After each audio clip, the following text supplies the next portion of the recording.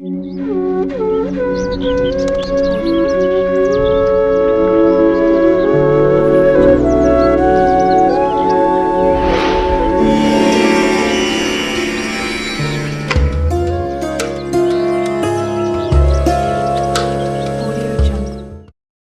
చాలామంది సన్నిహితులకు, స్నేహితులకు ప్రత్యేక రోజుల్లో బహుమతులు ఇచ్చిపుచ్చుకుంటాం.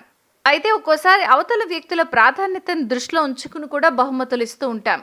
ఇక పండుగల సీజన్లలో, పచ్చళ్ళ సీజన్లలో చాలామంది బహుమతులుగా ఊరగాయలు ఇస్తూ ఉంటారు.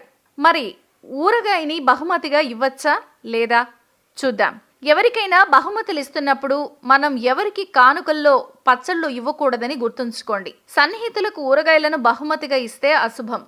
ఊరగాయలు సాధారణంగా ప్రతి భారతీయ వంటగదిలో కనిపిస్తాయి. ఊరగాయని ఇంట్లో ఉంచుకోవడం వల్ల ఎటువంటి హాని ఉండదు. కానీ బహుమతిగా ఇస్తే అశుభం.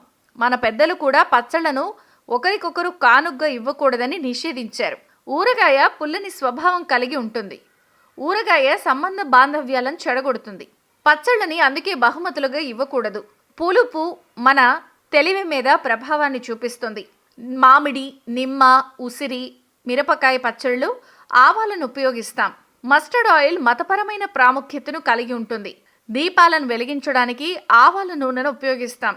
శనిదేవుడికి నైవేద్యంగా పెడతాం. అప్పుడు మీరు ఎవరికైనా ఊరగాయని బహుమతిగా ఇస్తే జాతకంలో శనిదేవుడు బలహీనపడతాడు.